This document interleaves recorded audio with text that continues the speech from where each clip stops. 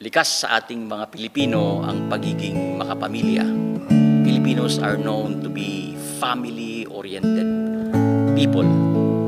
Kaya nga kahit saang lupalop ng mundo mga puntayan, ang laging nasa isip niyan kung nasa abroad, balikbayan box. Padala, ano kayang isesend ko uli? Dahil ang laging nangingibabaw is the family. Maraming mga nagloko dyan na mga mister, mga misis, but pagtanda niyan, uuwi rin yan. Kung ikaw, tiga Cordillera, specifically roots ko na Bisao, kahit sang okasyon tayo mapunta, kasalan, kanyawan, lagi tayong nagbabaon ng cellophane. The super anointed cellophane. Bakit? Kasi nga, lagi nang nasa isip natin is, tapno adda iti iyawid tayo para kini mama, kini lola, kini baby, gaminhan tayo nga nakadwa isuda iti okasyon. Mabugaan man lang natin sila ng pagpapala. Kapag ka ang mga member ng family uuwi galing abroad, kahit nag-iisa yan, coming from Middle East or saan mang galing mundo yan, ang sasalubong sa kanya, isang jeep, isang uuwi lang, isang jeep ang sasambulat sa airport. Bakit nangyayari ito? Or bakit ganito yung lifestyle natin? Bakit ganito yung kitang-kita mo buhay na buhay yung pagiging makapamilya nating mga Pilipino? And that is actually gift from God. Investment niyan ng Panginoon sa atin at maging hanggang sa pagtanda. Karamihan sa mga mga nanay, tatay natin, ang dream niyan, bago malagutan ng hininga is, sana mayroon akong may papamana sa mga anak ko, sa mga apo ko. Bakit ganun lagi? Because naiintindihan niya kung gaano kahalaga ang pamilya. At ang family ito, it is actually God's design for us. Hindi lahat ng bansa ganito. Sa West, saan ka mang mapunta, only in the Philippines ito. Dapat nating pagpasalamatan ito sa Panginoon dahil hindi lang ho tayo hawig na hawig doon sa Biblia kung ano yung design ng Panginoon, but yun actually ang nais ng Diyos sa bawat pamilya na siya mismo ang nag-ordain at nag-establish. Nung dumating ang ating Panginoong Hesus dito sa lupa at sinimulan niya yung kanyang earthly ministry, kung meron man siyang tinuturo na priority sa kanyang mga anak is the family. Dito sa Mark chapter 8 verse 22 to 26, ito yung sinasabi. They came to Bethsaida, and some people brought a blind man and begged Jesus to touch him. He took the blind man by the hand and led him outside the village. When he had spit on the man's eyes and put his hands on him, Jesus asked, "Do you see anything?" He looked up and said, "I see people. They look like trees walking around." Once more, Jesus put his hands on man's eyes. Then his eyes were opened. His sight was restored, and he saw everything clearly. But look at verse 26. Jesus sent him home, saying, "Don't go into the village." Pagkatapos yung pinagaling ng Panginoong Hesus yung bulag na yon, tinanong pa nga niya kumusta, nakakakita ka na ba? Yung unang pahid ng Panginoong Hesus. Ang Panginoon hindi siya albularyo. Pero kumuha siya ng putik, pagkatapos pinahid sa mata, and then tinanong niya, nakakakita ka na ba?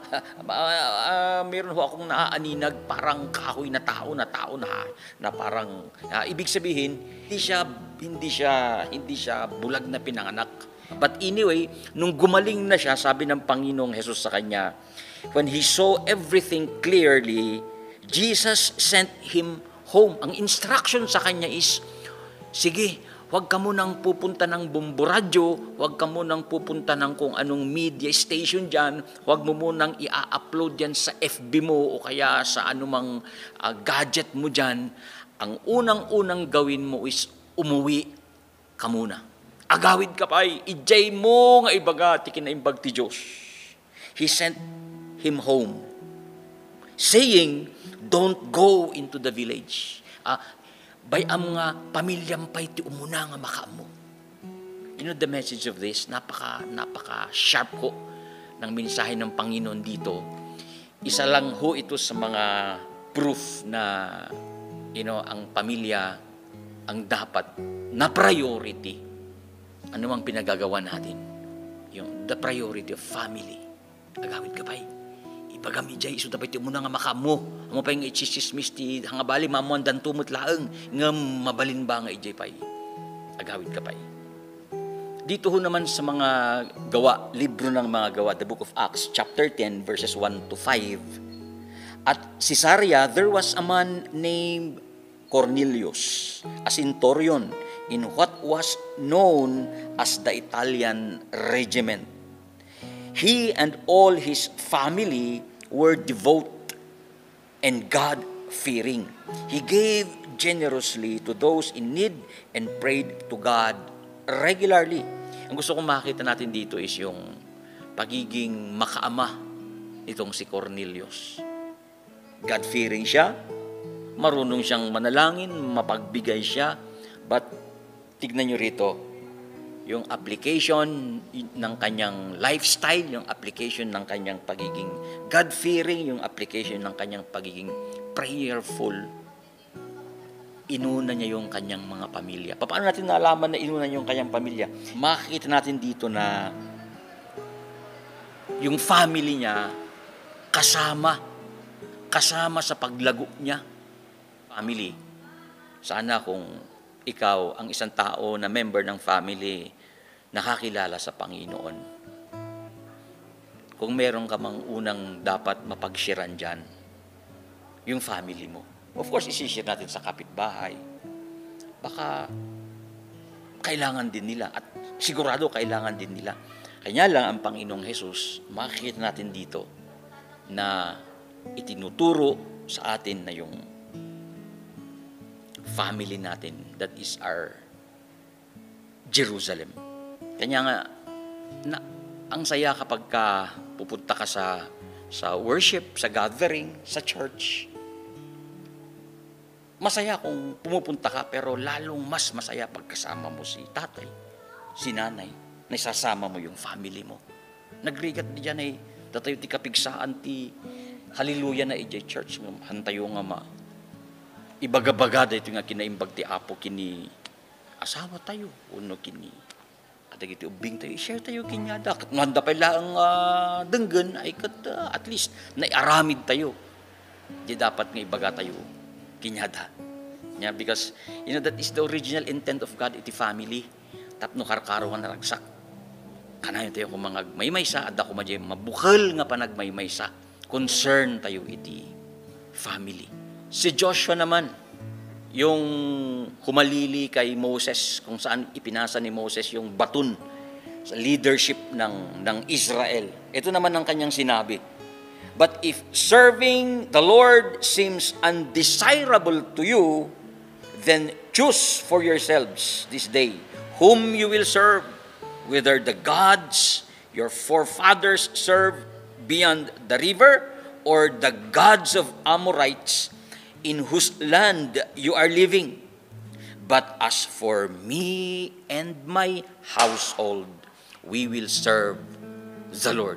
Look at that declaration. It is not just a declaration, but he is encouraging the whole Israelites to do the same.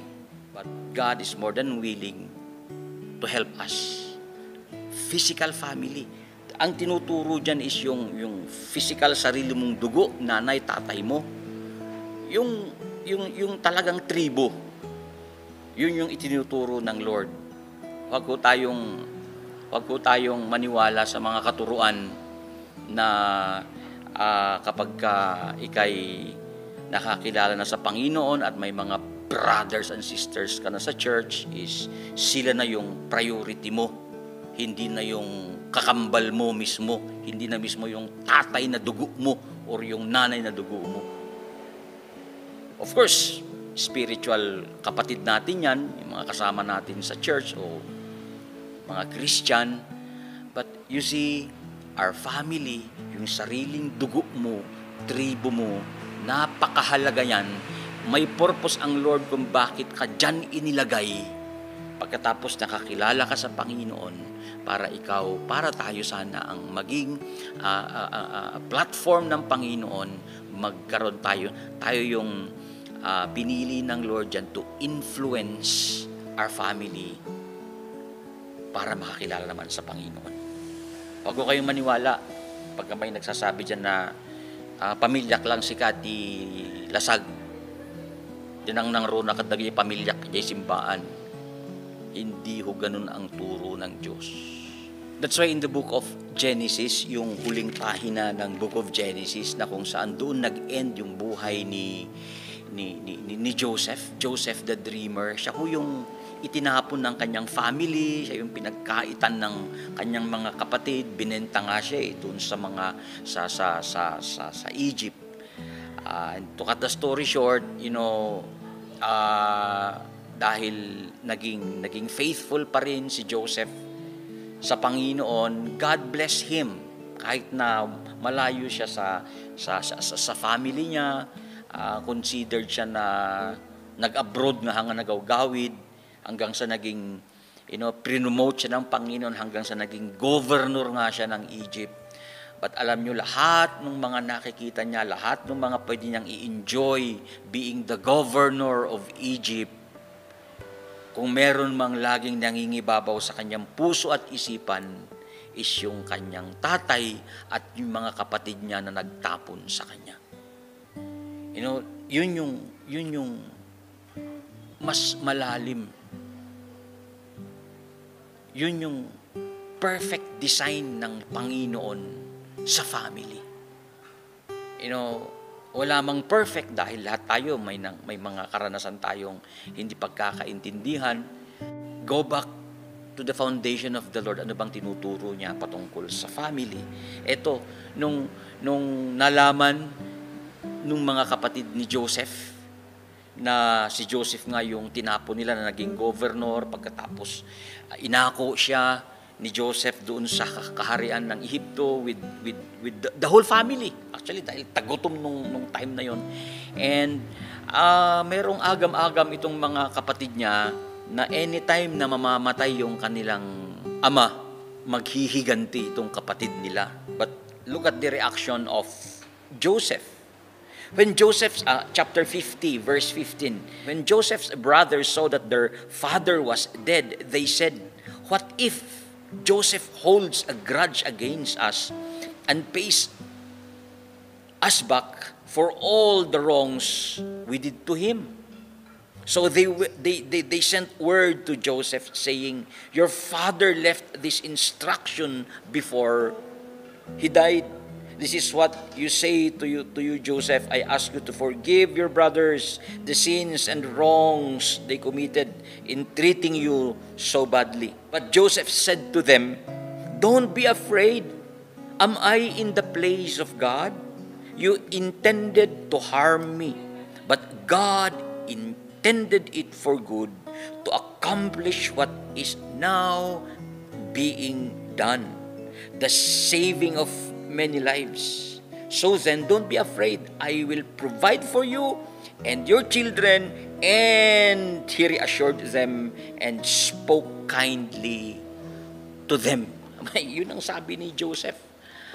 "Kakabsat ko, inbulang nyo man siya, nilait-lait nyo man ako noon, binenta nyo nga ako, halos pinatay nyo na nga ako eh.